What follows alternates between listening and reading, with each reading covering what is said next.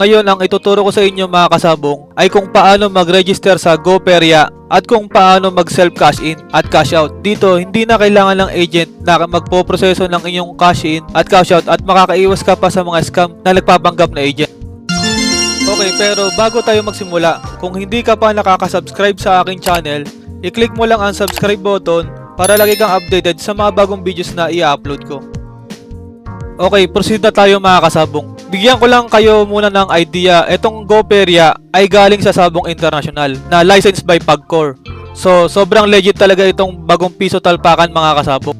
Meron kayong makikita dito sa loob ng account na 3 games. Ito ay ang Sabong, Hilo at ang Coin Master. Itong 2 games na ito ay gawa ng Colorperya. Partnered site din ito ng Sabong International. Okay, ngayon ang unang dapat gawin mga kasabong ay i-click ang unang link na nakalagay sa description nitong video para makapag-register. Okay, tapos mapupunta tayo dito sa registration form.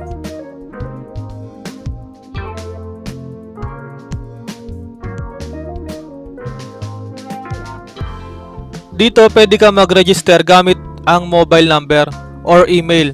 Tapos pilapan lang natin itong mga kasabong.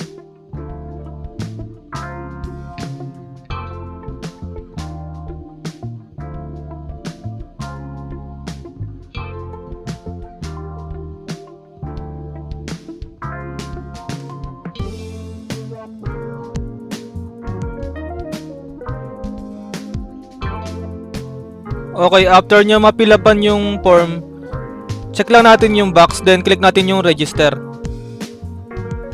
Tapos click natin yung okay.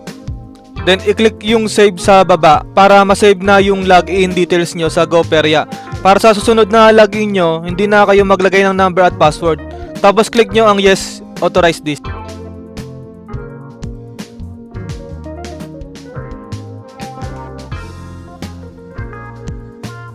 Okay, tapos dito makita nyo yung 3 games na available dito sa GoPerya. Ito yung sabong. Kung nagtataka kayo kung hindi nyo makita yung laban, kailangan nyo lang pindutin yung play button sa gitna. Di ko po kasi pwede ipakita ang laban ng mga manok dahil bawal po ito sa YouTube, maka-copyright po. Okay, ngayon proceed naman tayo kung paano mag-self cash in o maglagay ng credits.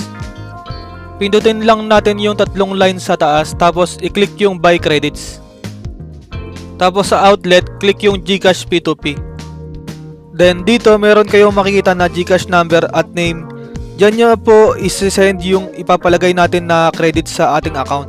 Ang pinakamababa na pwede natin isend ay piso, maximum sa 10,000. Make sure din bago mag-send, i-refresh muna kasi every 10 minutes nagbabago ito.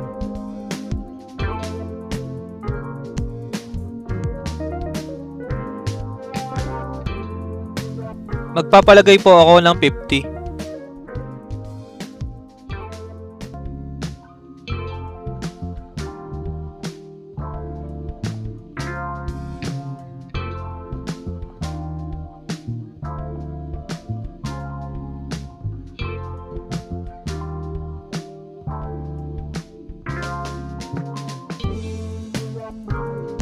Tapos after nyo po ma-send dito sa GCash, kailangan nyo po screenshot yung resibo para makita yung reference number.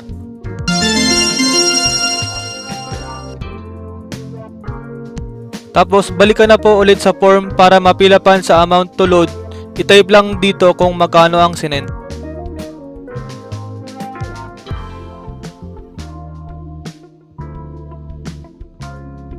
Tapos sa sender number, kung anong number ng GCash ang ginamit nyo sa pag-send.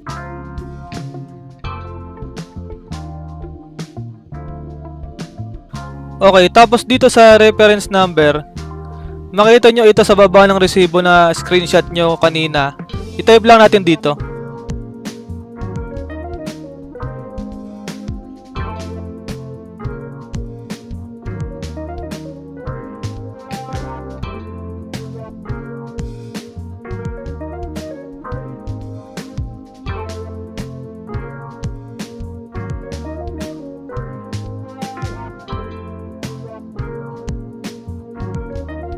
Tapos click natin yung browse para ma-attach yung resibo. Tapos click submit GCash P2P. Okay lang kahit wala nang ilagay sa notes.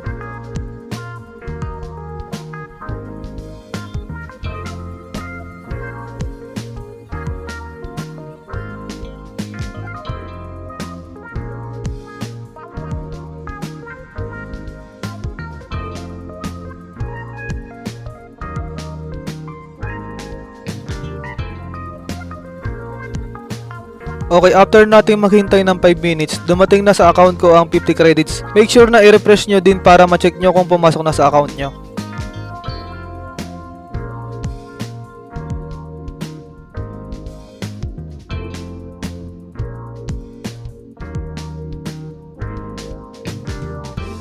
Okay, ngayon proceed naman tayo kung paano mag-withdraw.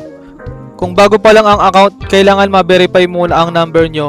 Meron isi-send na code tulad ng ganito.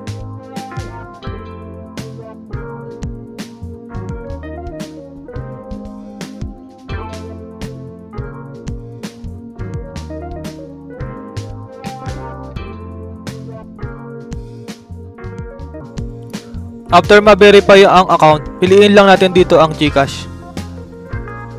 Then dito ilagay lang yung amount na gusto natin withdrawin.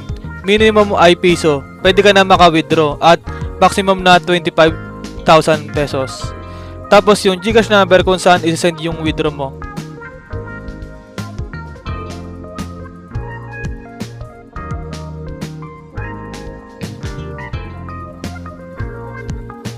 Okay, after natin ma-submit, punta lang tayo dito sa View Withdrawal History para malaman kung ano status ng withdraw natin.